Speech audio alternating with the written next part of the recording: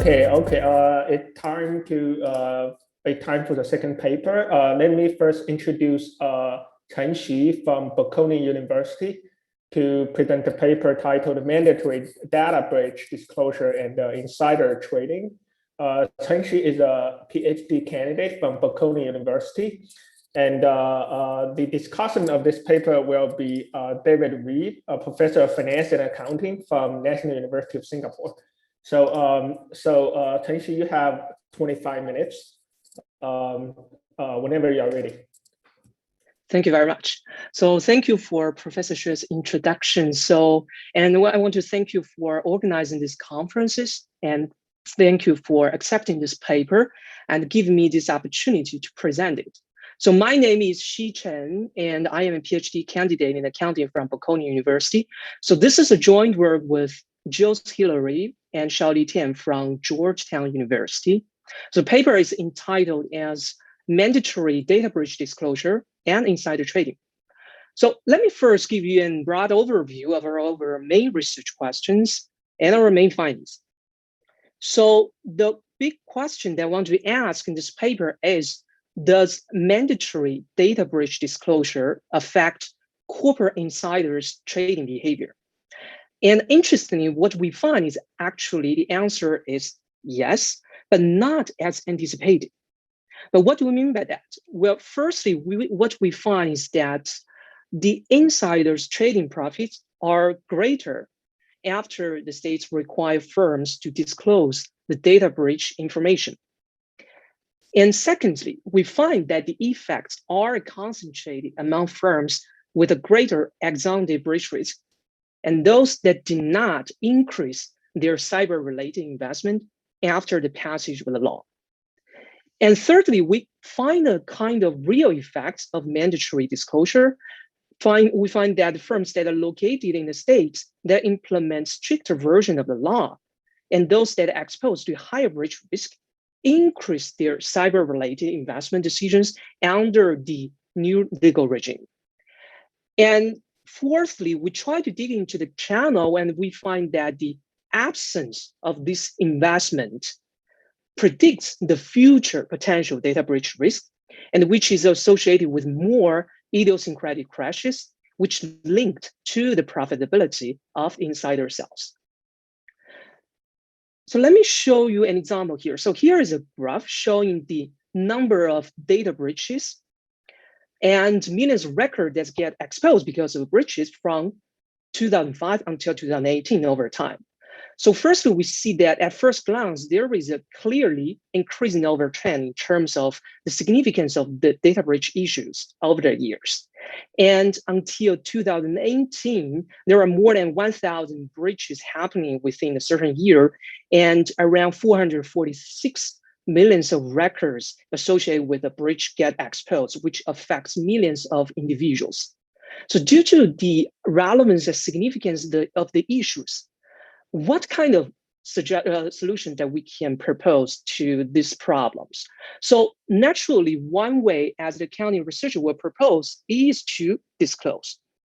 So let me give you an example. So let's take Yahoo an example. So Yahoo experienced a kind of data breach incident which happened in September 2014. So in these kind of data breach incidents, which affect around 400 million of individuals' personal data, which got breached, including their personal information, surname, first name, and their credit card information, and also their social security numbers, which affect millions of individuals' life.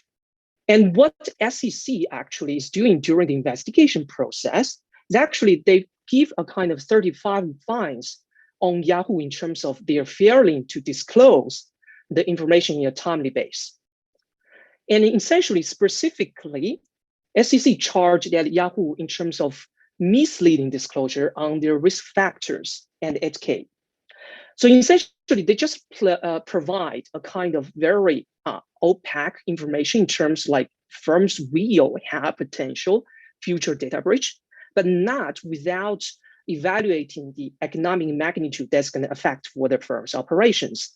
And also what kind of information that might get breached and how much impact that it might create. So their 8K disclosure did not provide a timely disclosure information on the cybersecurity issues in a detailed and timely basis.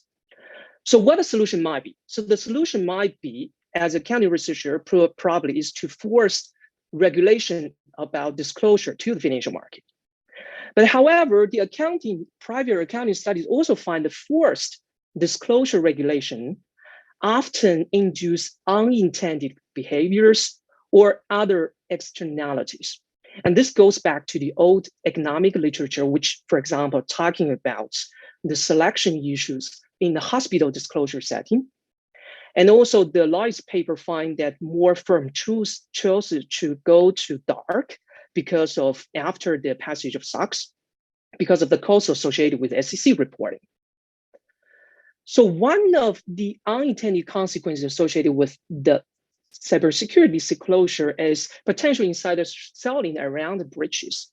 For example, the Equifax case. So SEC essentially charged in the 2017 data breach incident happening in Equifax for their 3 prior executives in terms of selling their shares ahead of public to avoid potential losses, which are worth actually around $2 million. So in the 2018 SEC guidance on the public company cybersecurity disclosure, they explicitly mentioned that the corporate insiders, including directors, officers, and other insiders, must not trade on public company securities while in the possession of material non-public information regarding a significant cybersecurity incident. And also mentioned that the public companies should have their own policy and procedures in terms of improving their cybersecurity protection and make timely disclosure of any related material non-public information. But in general, this is not new in terms of insider trading, because in general, it prevents the corporate insider from not trading on material non-public information. But what's interesting for this cybersecurity guidance that it's explicitly mentioned the specific information that is related cybersecurity risk, which signifies this important of issues from the regulatory perspective. So the related literature related insider trading in general can be classified into 3 mainstream. The first one related to the existence and determinants of insider trading. And secondly, talking about the effects or consequences of insider trading. But our paper essentially related to the third stream of literature, which talks about the disciplinary mechanisms that can restrict the insider trading. For example, when the trading regulations are implemented that is associated, for example, the SOX Act, and when the firms set their own corporate restrictions, for example, the blackout windows prevent the insider trading activities around certain days or period around the events. And thirdly, for example, insiders are required to disclose their trading faster and when the media disseminate the disclosure. So our paper takes a very different perspective in the sense that instead of looking at the disclosed breach events in the post period, rather we're trying to investigate the impact of mandatory disclosure regulation itself from the consumer side, and thus consecutively how it's going to affect financial markets, which in turn is going to change managers' trading behaviors. So in order to answer the research question, we are using the mandatory data breach disclosure in the US as the empirical setting. So first thing about the setting is that in the US, it does not have a pre-existing federal level, for example, SEC regulating mandate disclosure related to data breach information. And there was no complete privacy laws at a federal level. And it does not have a kind of general data protection regulation equivalent as what we have in Europe. So in the sense that they require firms to disclose the information within 72 hours of finding the incidents. But it also has a kind of partial coverage regulation at federal level. For example, the Grant-Leach-Billy Act, which covers the financial industry. and the health insurance industry. But fortunately, what US has is a kind of state level regulation about the data breach notifications, which are implemented in a staggered form across different states. So the interesting thing about this setting is that financial markets presumably are usually under the regulation of the federal government. So state regulators usually do not consider potential effects that it might create on the SEC matter issues. So in this sense, it might provide a plausible exogenous shock on a high profile topic. And indeed, the general intent of this mandatory data breach notification laws is to provide more timely information about data breach incidents to the public and to incentivize managers to improve their data breach protection and to increase the investment, and also allow the victims of the cyber attack to bring the lawsuit to fight against the firms where their information got breached. So this allows us to study a kind of spillover effect of mandatory disclosure. So let me talk a little bit more about the empirical setting. So generally, the regulation covered the 5 dimensions here. Firstly, the general definition of the breach and coverage, what kind of contents that firms need to disclose and what kind of timeline that they should follow, and in terms of penalties and enforcement. So the general definition is that the data breach is defined as the time when an unauthorized person obtains sensitive information.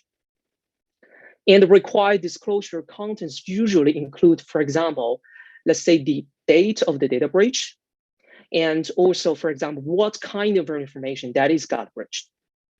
Although there is some variation across different states, for example, California require whether there is a delay in terms of disclosure and why there is a delay. And some states also require to disclose what kind of measures that the firms take to solve the problems. And for example, Ohio required the firms to disclose no later than 45 days in terms of timelines. And Alaska specified the penalties, and some states do not. And also, for example, enforcement, Iowa required to allows the Attorney General to bring lawsuit. So there are some certain heterogeneity variation across different states. So allows to investigate this heterogeneity as well in terms of studying the design of the law system.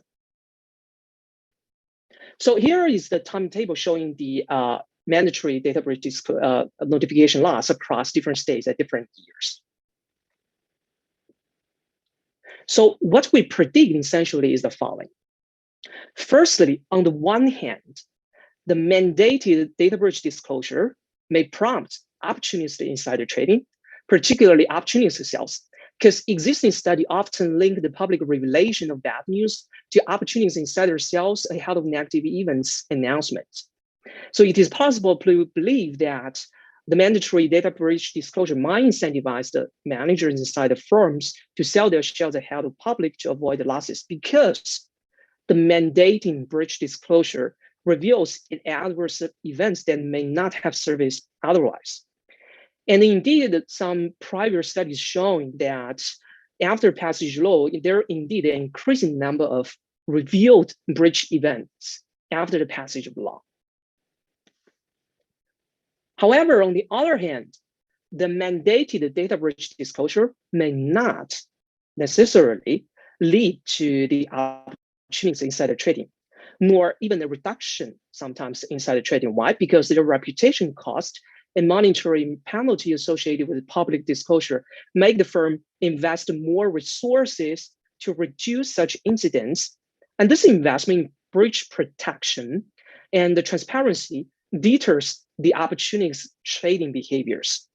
So in general, the impact of the mandatory data breach disclosure laws on insider selling is an empirical question. So our papers try to provide a kind of practical implications for the regulators, but also contributing to the literature.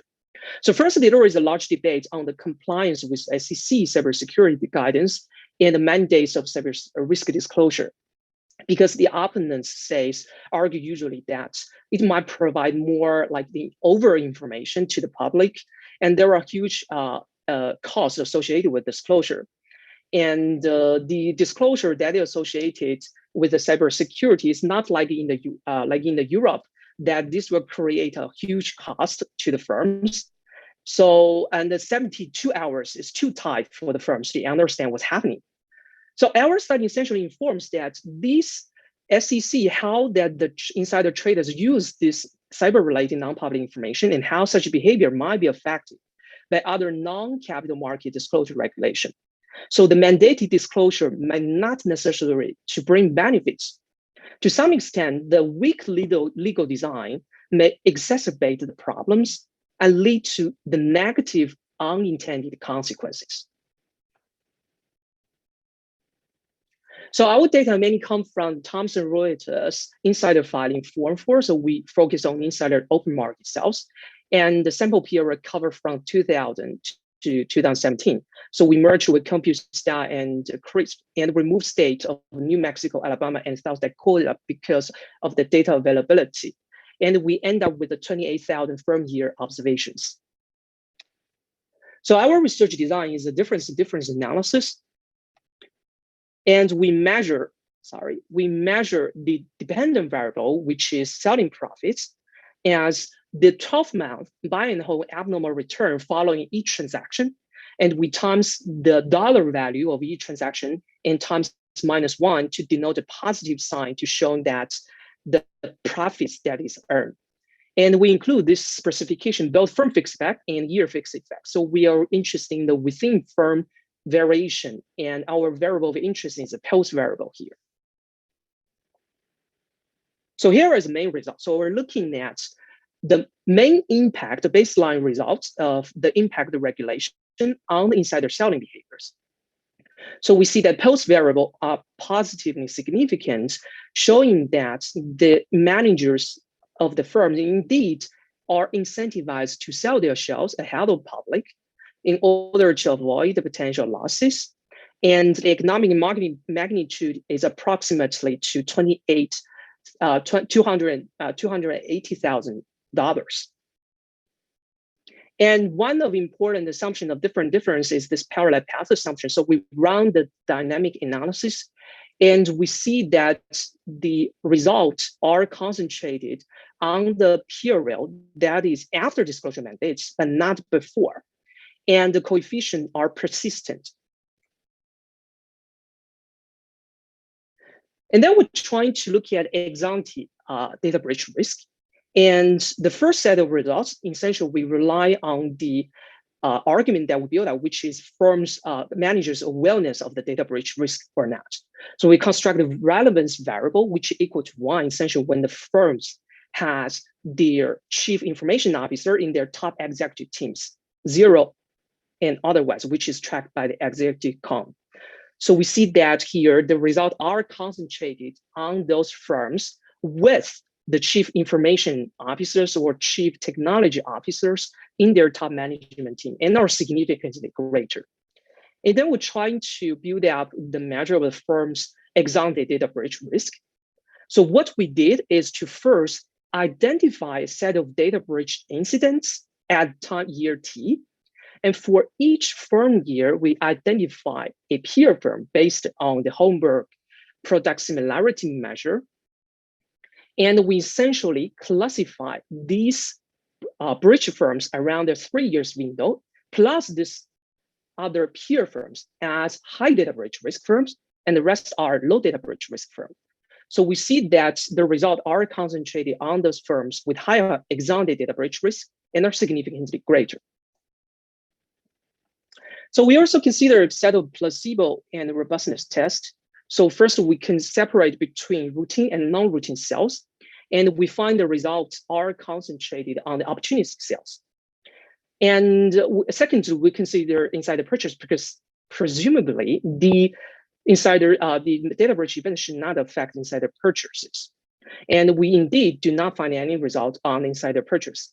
And we also consider only financial institutions because they are partially covered by another regulation. And to alleviate the concern that our result is driven by only one state, for example, California, which is assumedly with most of the high technology firms as located. So we exclude one state at a time and we find the results still held. And to alleviate the concern that the regulation SOX were going to play in a role, we restrict our sample to the post-SOX areas. And we'll also use the effective dates of the regulation mandates and estimate the results at each transaction level. Okay, so here is important. So our identification essentially relies on an assumption that the happening when the state of headquarters where it is located. So the reason of adopting this approach is because firstly, the court usually favor where the firm's state of headquarters is located. And secondly, most of the regulation requires certain threshold to meet in order to meet the disclosure requirement. So it is reasonably to believe that the states where most of firms' data is stored are the place where are more likely to meet the threshold, which are presumably where the firm's headquarters is located. So nevertheless, we still run a battery of robustness tests. We use Exhibit 21 to identify a set of material subsidiaries where the firm is operating. So essentially, post 21 variable here are identified as the firm's first state where it is operating their business after mandates of law. And we also try to construct continuous variable, which is taking into consideration a proportion of population that is got affected by the regulation and divided by the total number of population where the firm is operating their business. And we see that the results are still held here. And we're trying to looking at channels that explains our finding. So essentially, as what Flaraki's paper 2020 paper finds, so they use the 10K disclosure to predict the firm's future data breach risk. So essentially, it means that the insiders or the savvy investors might perceive the kind of cybersecurity risk as a potential long-term effect. So the impact on the stock price might be smooth over a long period. So during this period, what managers might do actually is either to engage investment into the cybersecurity protection to reduce the future cybersecurity risk, or either by engaging potential trading behaviors. So we construct the cyber investment variable based on firms' press release and the SEC filings. And we find that firms indeed increase their cyber-related investment when there is under with strict law designs. And we also find that the firms with higher ex-ante data breach and higher awareness of the data breach events, data breach in risk will have a higher probability of engaged in potential cybersecurity investment. And we find that the insider selling profits result are concentrated on those firms that do not increase their cyber risk investment. And lastly, we try to tie the result together. So firstly, we find that those firms that do not increase their cyber-related investment are indeed associated with future data breach risk. And these increased data breach risk are associated with future idiosyncratic crash risk, which is consistent with Flaraki's 2020 paper. And this absence of cyber investment and idiosyncratic crashes risk increase are associated with future high selling profits, creating a potential trading opportunities for the managers. So the last column showing that the selling profits result are concentrated on the firms that are experiencing high increase in idiosyncratic crashes after passage of regulation. So what we can conclude is that firstly, the mandated data breach disclosure indeed has prompted insiders to sell their shares to avoid future losses. And secondly, firms that are located in states which the law is relatively stricter has experienced an increase in cybersecurity investment. So there is a real effect of the disclosure regulation. And in a sense, these different results suggest that a law stronger design incentivizes the firms to take corrective actions to minimize the risk of data leakage. So the only forced disclosure regulation does not necessarily bring benefits, only conditional on whether the law design is significant or not. So mandated disclosure might create some negative consequences on the integrity of the financial market. And that's all that I have, and thank you very much for listening, and I'm very looking forward to Professor Reeb's discussion. Thank you. Okay, thank you very much, Chen-Shi. David, you have 20 minutes to discuss the paper. Well, thank you for inviting me to discuss the paper. And I have to say, Xi, I thought you did a really nice presentation there. It was clear, it was articulate. It was a really nice job. For myself, I've always worked at the intersection of accounting and finance. And so I always, to some extent, have trepidation in reviewing and discussing accounting papers because my knowledge can be very specialized. And I know some parts of it and there's other parts of it that I don't know. And so this is a paper where I felt like I have some information or insights on the insider trading part, but I really got to learn a lot about mandatory breach disclosures and these data disclosures because I didn't know much about them. And in reading this paper, you get to learn much more about this topic, which I found really interesting. So this is a really well-written paper. It's easy to understand what is done in the paper. The central idea is very clear. Mandatory notification laws about data breaches cause insiders to obtain higher trading profits. So the role of Discussant, I always think of it as two parts. It can be an either or. One, you can kind of hold hands and then sing the praises of the paper and just talk about how great it is. Or the other approach is more, say, the critical analysis approach. And there you have to identify, explain what's going on, and maybe provide one's own arguments and interpretations of the analysis.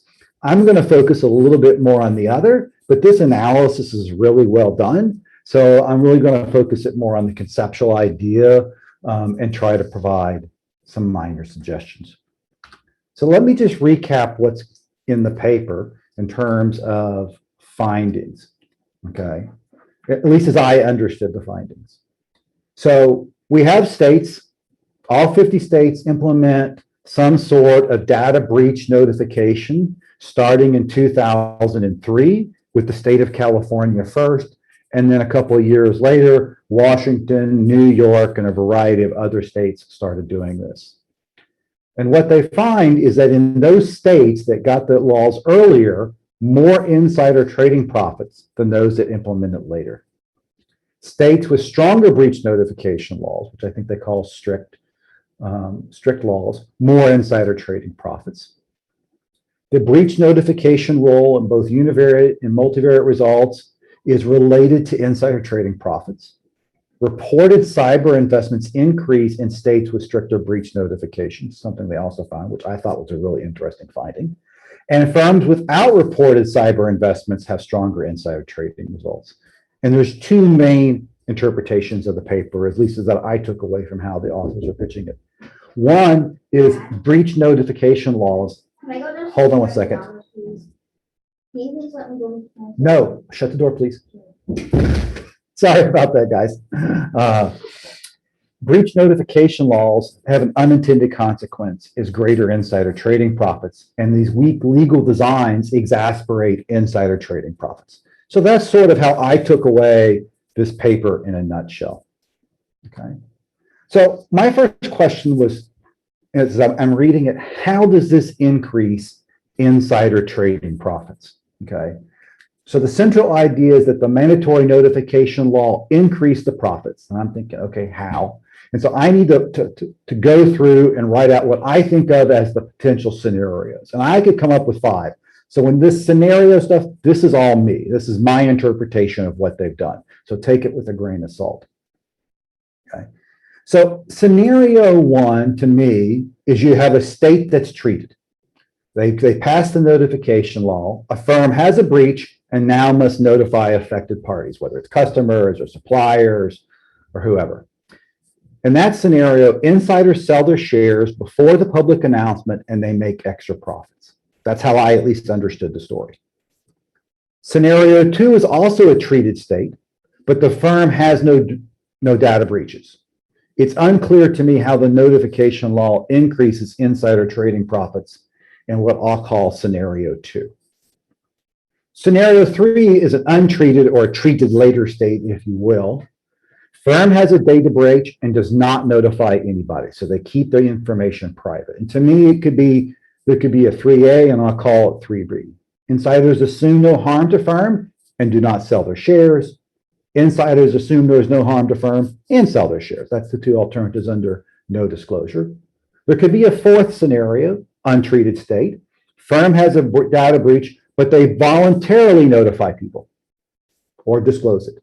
Insiders can sell their shares before the public announcement. And then the fifth one I could come up with is, again, an untreated state, firm has no data breaches. I don't see any scope for insider trading based on data breaches in that scenario in either. So as I read the paper, to me, it comes across as what we're comparing and what the arguments are is that all treated people, all treated states, all treated firms have higher insider profits, and untreated states have lower insider trading profits. And so the tests are designed and the arguments are designed to compare scenarios, what I call scenarios 1 and 2 versus scenarios 3, 4, and 5. Okay. But that puzzled me because I couldn't figure out why I should expect higher insider trading profits in scenario 2. So I'm not sure why this is a treated group. They don't have any data breaches. If they don't have any data breaches, there's no generation of extra private information. There's no scope for greater insider trading profits. It was also unclear to me why group 5 or scenario 5 is part of the appropriate non-treatment group. I don't see how they have any data breaches. There's nothing about a disclosure. There's no disclosure decisions. So I didn't understand this group. My assumption, and this is just an assumption on my part, is that the results are driven by groups 2 and 5, since those are the two largest groups, at least in my prior. Okay. But I don't know why 2 and 5 are even in the analysis. To me, that doesn't make as much, it doesn't gel with how I at least interpreted the current version of the paper. So one suggestion would be to include some formal hypotheses on this would help. And that way you could explicitly tell us why there should be an increase in scenario 2. Conceptually, to me, it seems like it should be scenario 1 versus scenario 3A or 3B or all of 3. I'm not completely sure, but that's the way it read to me. An alternative approach would be to look at specific insiders trading and their profits right before a data breach notification. Okay. Then you could say there's a data breach, they notify people, and we look whether the insiders traded right beforehand. Okay. So I want to talk about a little bit about the research design. So the research design here relies on a natural experiment, the passage of the laws. So in an ideal natural experiment, as I understand it, and I am not an identification person, but as I understand it, groups A and B, we're going to compare them. They have observable characteristics are similar, except for this one of interest. A here, it's going to be in 2 different states. And then we're going to see how the firms react and be treated in the unstated, which raises the question, how do these states pass these laws? So in Appendix A in the paper, they give us a nice little chart or table or figure that shows, like in California, implemented in 2003, and as I said earlier, then Washington and New York, and then Alabama and South Dakota were the final states. Well, as I looked at that graph, the immediate thing that struck me is that red states lag blue states. Okay. Now, the red state, blue state classification is basically, do they tend to vote Republican or do they tend to vote Democrat? But when you just look at the years past till regulation, which is my modification of their graph, in time period 0, a blue state passed. 2 years later, 4 blue states passed and 4 red states. Then 11 blue states, then 6 red states, and so forth. So as you can see, the mean is very different in blue versus red states. Now, AFE and Ambens have this paper, a recent paper that says if the staggered treatment is not random, you cannot use it for causal inference. Okay. So this seems to suggest that this is not a random assignment of the staggered treatment, that it's something to do with conservative versus liberal states. The second thing is, there's also recent work by Baker, Locker, and Wang that summarize some of the research in this space. It says that when you have heterogeneous treatment effects, You also cannot really do the same things in terms of our DID. We get bias estimates. But here we have heterogeneous treatment effects. In fact, they rely on the heterogeneous treatment effects in one of the parts of the paper because they have the strict and the weak notification laws. So we have non-random heterogeneous treatment effects, which seems to me a difficult natural experiment to use here. Okay. So the next issue that I thought I had in reading the paper is there's this analysis in table 4 called the relevance analysis. And here they want to ID the firms that are most impacted by notification laws. And the way they do that is they find firms that have an IT officer listed in the top management team in ExecuComp. Okay, and that's listed as a relevance firm where this will be relevant. I was puzzled by that because to me, this seems more like a measure of whether you're a tech firm, not whether you actually have a computer system with database. All right. I mean, to me, it seems like almost every firm is going to have a database system, regardless of whether they're a tech firm or not. I don't think a Starbucks is a tech firm, but I'm pretty sure they have a database. Okay. So when I think of many types of firms, I don't necessarily think of it being just tech firms. But it made me think of an alternative interpretation from their results, especially since I was puzzled with this scenario 2 versus 5 part. So during this time period, we have a rise of the tech firms, and insider trading in tech firms is changing during this time period. And the high-tech firms affected by this are going to be affected by this law earlier, because California, Washington, and New York City, San Francisco, Seattle, and New York City are early adopters of these laws. So firm of fixed effects won't solve this problem. So what happens is that to some extent, we're comparing firms that are in high-tech states and high-tech industries and dependent on high-tech industries relative to firms that aren't. And if those are changing during that time period, as is my prior, I think it makes it more difficult to interpret the results. I also wondered about this insider trading opportunities because there's lots of private information and lots of negative disclosures. Okay, this happens a lot. And so my first thought about this was that, so the notification law increases managers' ability to profit from insider trading. And I thought, just conceptually, how much? I don't mean empirically, I mean just conceptually, should this be a small increase, a big increase in expected insider trading profits? And my initial reaction is this should be a small increase because what I have to figure is I have to figure out what is the probability of getting a data breach? What is the probability of it being material? Then I have to think about, okay, will I have enough time to engage in insider trading before we disclose this information? Okay. That expectation to me, my prior is that expectation is quite low. Okay. I could be wrong, but I would like something that talks about how this expectation should be large or substantial or meaningful. My next issue I thought I had in reading it was about materiality. Okay. So if data breaches are material, prevalent, like you would expect them to be if they're going to move the stock and you can do insider trading on them, then firms should already be voluntarily disclosing them. And when they don't, the SEC is going to punish them. I think she mentioned the case of that in the presentation even.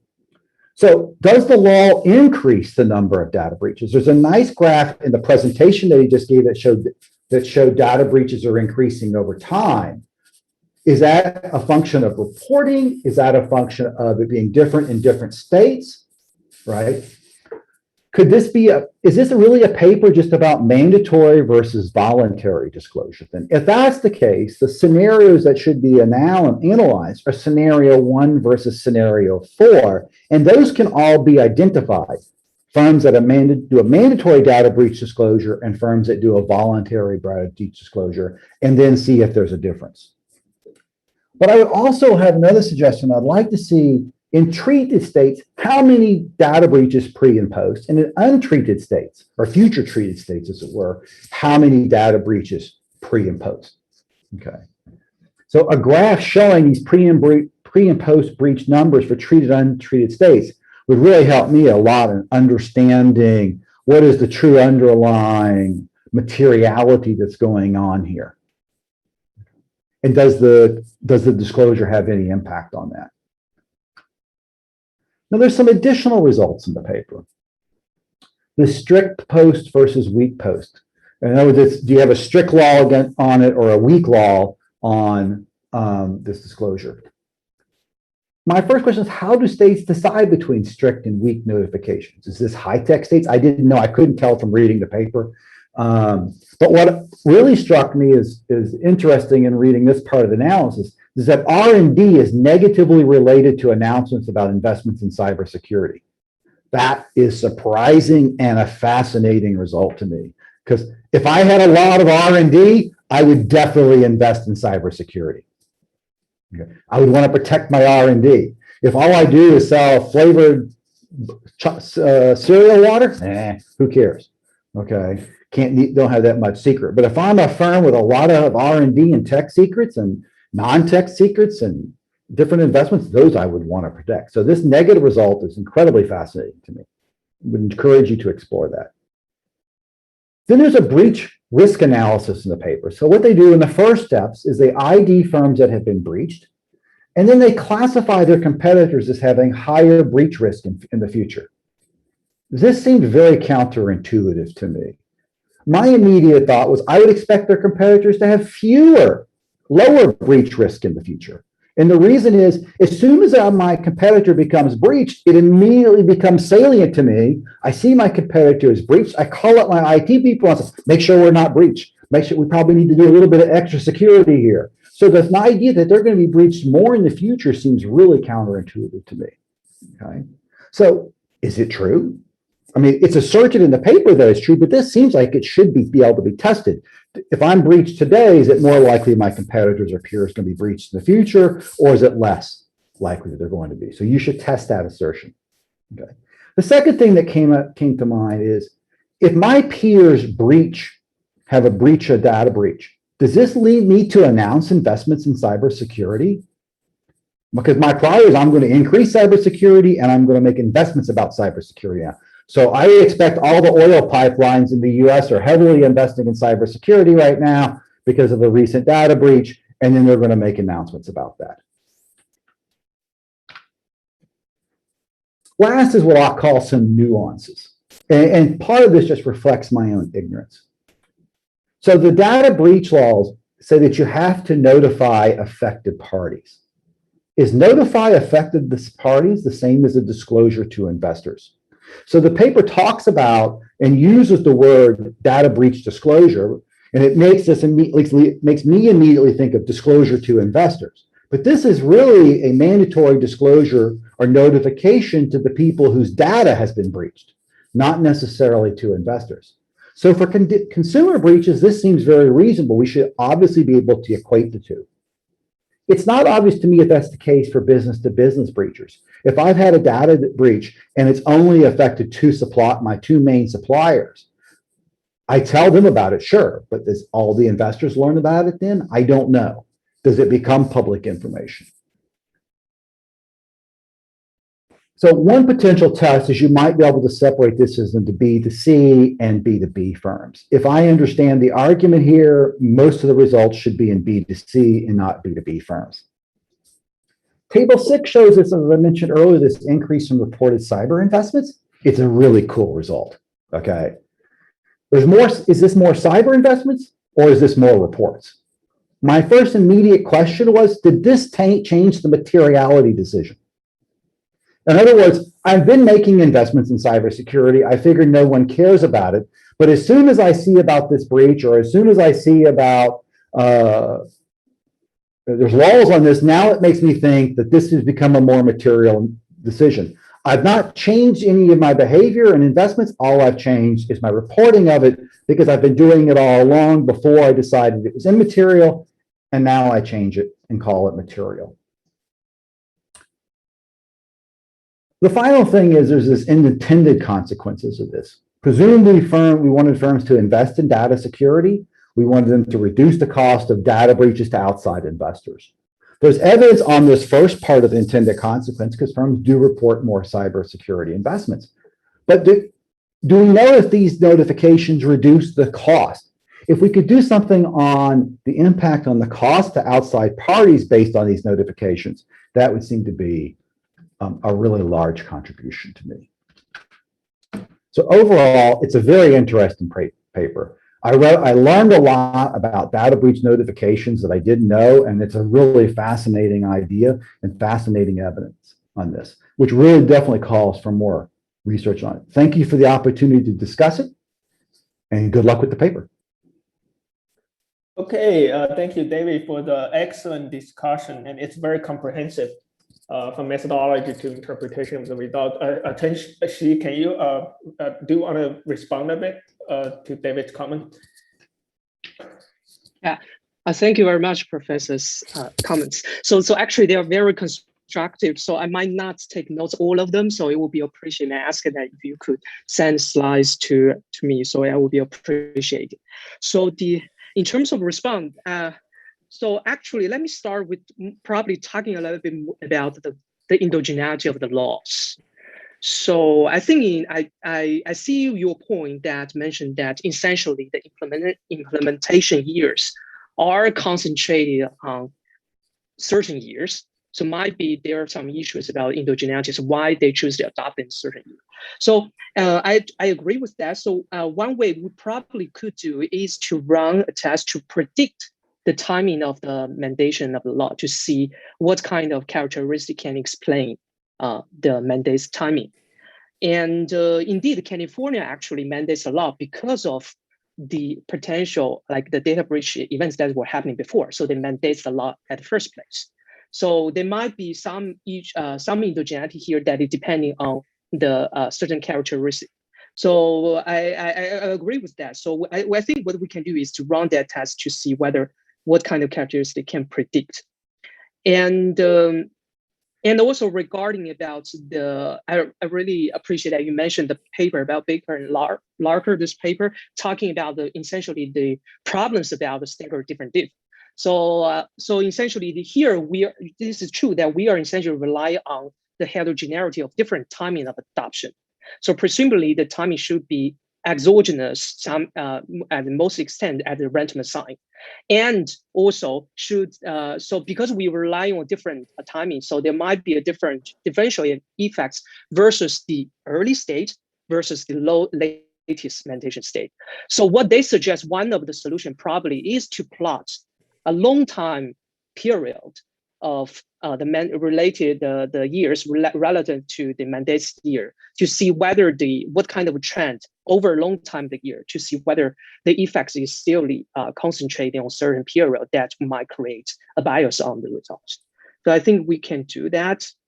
And regarding on the prediction about when the firms that they experience no data breach, why we expect there will be a kind of profits. So essentially, we are trying to say here is that it's not necessarily that when there is a data breach event itself might create a potential opportunities. As what you mentioned, probably this paper more speak to a kind of differential impact in terms of voluntary disclosure versus mandatory disclosure. And essentially talking about here is that what kind of unintended consequence create for the mandatory disclosure.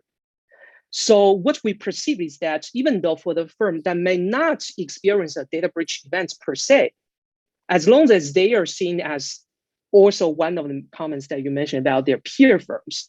So when the target firm that got breached, the peer firms might consider that essentially we are presumably the industry where it is same located, it belongs to, may also experience high data breach. So if they perceive like this, as long as they perceive, they will start trading, even though there may not be data breach events happening in the first place. So, and there is some study find that there were some negative events happening. Their peer firms start to trading on the insiders of the peer firm start to selling shares, but before actually the bad events happen. So, so what we have found in the analysis that those firms, breach firms, plus the peer firms have a higher profits.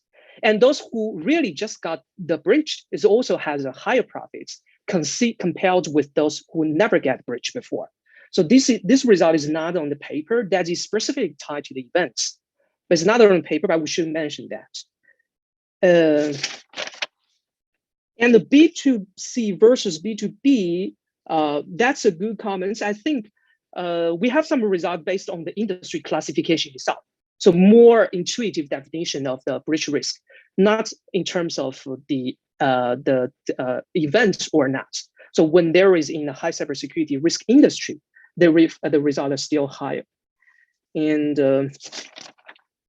I think that's what the notes that I have. And I think they are very good comments that I would communicate with my colleagues as well. And we will try to address each one of them. And thank you very much for the insightful discussion. Okay, so just to remind you, if you have a question, please either type in the Q&A session, or it's better if you just raise your hand, and I will try to see if I can allow you to. So I think being first with a question. Let me see how to. Yeah, Bing, go ahead. Can you hear me? Yes. Okay. So now, first is I have not read your paper very carefully, so my comment may be something you have addressed already. So when you think about the disclosure regulation over here before versus after, right? So you take insider trading as a given, but insider trading per se is endogenous. So you just calculate the profit for the realized trades, but however, the frequency of insider trading per se could change over time because of the disclosure regulation, right? So I suggest that you take a look at the frequency as well to see how the mandatory breach disclosure may change the frequency per se. Thank you very much for the suggestion. We have never talked about frequency itself. So the trading measure that we have considered, first one is the return itself. And secondly is the one that is times the dollar value. And we try to consider some speed measure, that is as the JV paper was suggested. So whether the insider is trading faster or not, and we find that insiders start trading faster after passage of the mandatory disclosure regulation. But in terms of only the simply the frequency, the count of, we have never tried. We will try to do that. Thank you. Okay, Yupeng has a question. Yupeng, go ahead. Yeah, I have two questions. The first question is there any systematic evidence on the association between data breach event and insider trading? My second question is whether the law would change the pool of optimistic insider trading. That is, different set of firms are subject to more insider trading problem after the change in the law.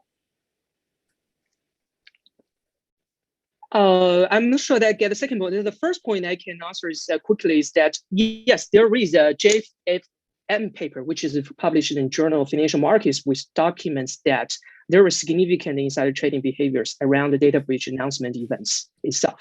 The second point you mentioned, whether law changed the pool, could you please elaborate a little bit more? Yeah, because good firms might be able to invest more in cybersecurities, but bad firms, they do not have the resources and do not have incentive to do that. So I'm not sure, I'm just wondering, right, whether, after the change in the law, bad firms are subject to more insider trading problems. Thank you for the question. So actually, we find that those firms, okay, presumably, as we mentioned, the bad firms, those do not have enough resources. We have some result about the firm's financial constraints itself. So essentially, we find that firms with financial constraint, okay, per se, do not significantly increase their cybersecurity related investment. And secondly, those firms that do not increase the cyber investment are associated with high insider selling profits. That's what we have find one dimension remain related to what you're talking about, the bad firms. Does that answer your question? Yeah, thank you. Okay. Thank you. Michael? It's not really a question, just a quick comment. So I think maybe you can also utilize because some US firms have the subsidiary in the Europe, right? So they also subject to the GDPR, the law. So maybe is that another setting you can like explore, like some firms are subject to that law and versus another. It's kind of one-time shock rather than you rely on this staggered definitive design. So that's just a kind of one comment suggestion you might consider. Yeah. Okay. Thank you very much. That's a very good session. Yeah, thank you. Okay, may I ask a question as well? Yeah, please. Okay, I think it's a general comment. You have two set of results. One is about a profit, one is about investment. It seems to me that you are not trying to make a collection between the two. You just present it as like two set of results and then draw implication on top of it. But I think about this. This result when taken together are actually interesting. Right? You think about I'm an insider. Now I have a insider trading opportunities because of this disclosure rule. I should actually decrease my investment so that I will have. I should decrease my investment in cybersecurity, and then I will have more insider trading opportunities. Right? If the first order thing is really about the insider trading, so. Given that, I think that my general feeling is that like I know a lot of like accounting empirical paper about regulations tend to draw some implication based on their study. For example, your implication is that this regulation has unintended consequences of triggering more insider trading or insider trading profit. I think this is like a very, to me, I think this is a very inappropriate conclusion or implication to draw. But this is basically like looking at regulation, each regulation as a standalone regulation. It's basically like, if I want to use an analogy, right, it's basically saying that we should not have a lot of police because it creates police corruption. I know that like the Chicago Accounting School has a tons of papers about of a similar flavor, but I really have some problem digesting that kind of implication, especially given that you have results showing that they actually increase their investment in cybersecurity to prevent a future data breach. That's my general. It's more of a comment than a question. Yeah. Yeah, thank you very much. I don't think we can draw implication in terms of what's the optimal regulation design, right? So in here is like, as we watch, I agree with you that on the one hand, with unintended consequence, which is on insider selling profits, and on the other hand, as the overall intent of the regulation, then it might create, it is trying to incentivize managers to invest more. So that's the overall intent of the regulation. So in regulation, somehow here provide a kind of legal protection for the managers, right? So if they sell, so in terms of the disclosure about the cyber investments, and then inside the trading behaviors. So here I cannot draw a kind of optimal disclosure regulation design implications. We just can provide this kind of evidence that I agree. Yeah, we cannot. Because this implication is not unique to the data breach setting at all, right? You can make that argument for any mandatory disclosure regulation, right? Following your argument, any mandatory disclosure regulation will trigger insider trading and give them more trading profit. Like it has nothing to do with the special setting. So maybe you can, when you are like drawing this type of implication, you can think about what the implication that is very specific to this particular setting, rather than an implication that can be applied to the study of any disclosure regulation. Bing has another question. Okay.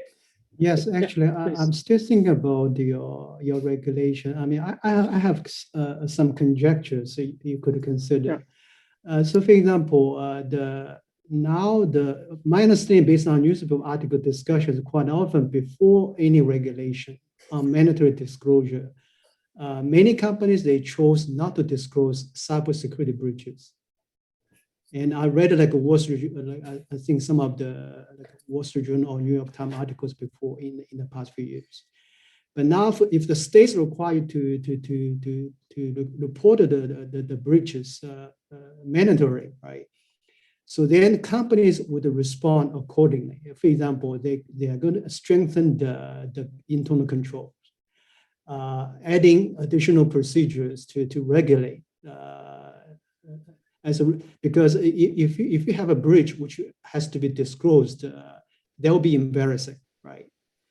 So as a result of that, now those additional increase in internal controls and governance could also limit the insider trading opportunities, and also may increase the risk for insider trading. Now, as a result of that, you should see fewer insider trades in the post regime, and also the marginal benefit from any future insider trade has to be higher than before to compensate for the increased cost of trades.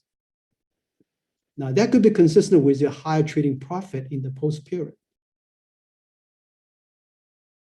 All right. Thank you very much, Professor, for the insights. Yeah, we could do something about internal control, like to prove more about the story that you were mentioning, and to strengthen our implementations. So thank you. Well, I think we are running out of time for the session. Let's take another 15-minute break, and we're going to have our final paper for today's session. We will come back at 5:30. Okay. Thank you very much, Chen and David, for the presentation and discussion.